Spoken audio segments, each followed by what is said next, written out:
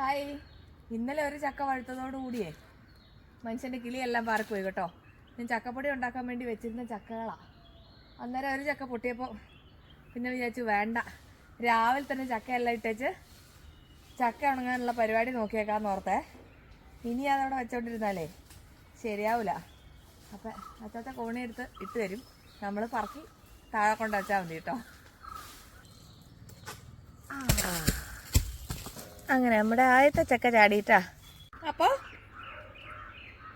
നമ്മുടെ കൂഴച്ചക്ക പഴുത്തതും എടുത്തു, നമ്മുടെ ചക്ക എടുത്തു. ഇനി 1-2 ചക്ക കൂടെ വന്ന് എടുക്കാനുണ്ട്. ബാക്കി ചക്ക അച്ചാച്ച ഇടുന്നുണ്ട്. എല്ലാം കൂടെ കൊണ്ട് നമുക്ക് പോകാം.